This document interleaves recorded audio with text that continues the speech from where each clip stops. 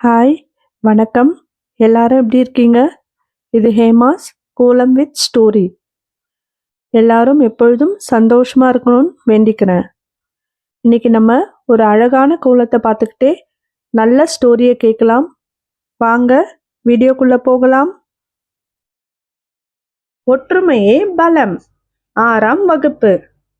அரசு உதவி பெறும் அந்த பள்ளியில் 6ஆம் வகுப்பு மிகவும் விசித்திரமானது. அந்த வகுப்பில் 3 விதமான குழுக்கள் இருந்தன. ரேங்க் குரூப், எப்பொழுதும் படிப்பு, மார்க் என்று மட்டுமே பேசும் மாணவர்கள். விளையாட்டு குரூப், மைதானமே கதி என்று கிடப்பவர்கள். கடைசி பெஞ்ச் குரூப், வறுமை அல்லது குடும்ப சூழ்நிலையால் படிப்பில் ஆர்வம் குறைந்த ஆனால் கை வேலைப்பாடுகளில் கெட்டிக்காரர்களான மாணவர்கள். இந்த 3 குழுக்களும் ஒருவரை ஒருவர் கிண்டல் செய்து கொள்வார்களே தவிர சேர்ந்து பேச மாட்டார்கள். இந்த நிலையில் அந்த பள்ளியில் ஆண்டு விழா போட்டிகள் அறிவிக்கப்பட்டன. சிறந்த வகுப்பிற்கு ஒரு பெரிய சுழற்கோப்பை வழங்கப்படும். ஆனால் ஒரு நிபந்தனை, அந்த வகுப்பு மாணவர்கள் அனைவரும் சேர்ந்து ஒரு அறிவியல் கண்காட்சியையும் ஒரு கலை நிகழ்ச்சியையும் நடத்த வேண்டும். ஒரு மாணவர் கூட விடுபடக்கூடாது. வகுப்பு தலைவன் கார்த்திக்கு கவலை வந்துவிட்டது. அவன் ரேங்க் குரூப்.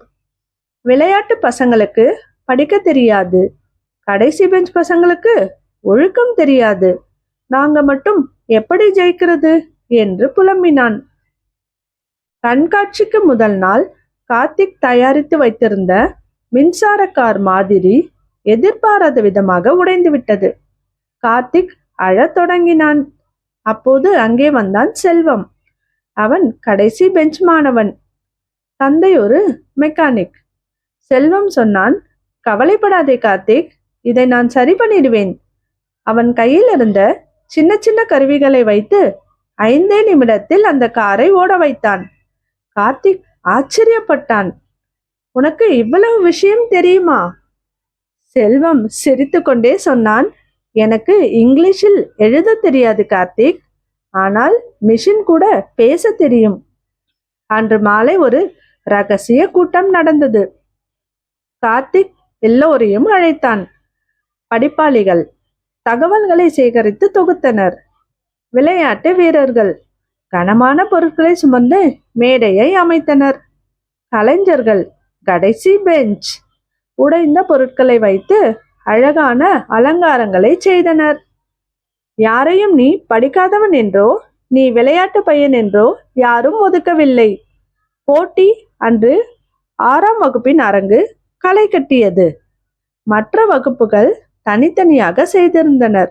ஆனால் 6ஆம் வகுப்பில் அனைவரும் இணைந்து ஒருவருக்கொருவர் உற்சாகப்படுத்தி கொண்டு அந்த கலை நிகழ்ச்சியை திறம்பட நடத்தி காட்டினார்கள்.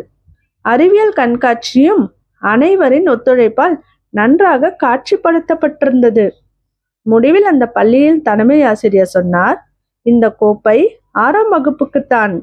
அவர்கள் செய்த மாடலுக்காக அல்ல, அவர்கள் காட்டிய ஒற்றுமைக்காக. ஒரு சமூகத்தில் ஒருவருக்கு தெரிந்த கலை இன்னொருவருக்கு தெரியாது. ஆனால் எல்லோரும் சேர்ந்தால்தான் அந்த சமூகம் முழுமையடையும் என்று தலைமை ஆசிரியர் 6ஆம் வகுப்பு மாணவர்களை புகழ்ந்தார். 6ஆம் வகுப்பு மாணவர்கள் ஒருவரை ஒருவர் ஆறத் தழுவி தனது சந்தோஷத்தினை பகிர்ந்து கொண்டனர். நேற்றைய புதிரின் விடை.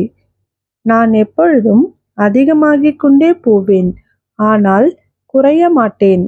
விடை வயது. இன்றைய புதிர். 2 கொம்புகள் உண்டு, மாடு அல்ல.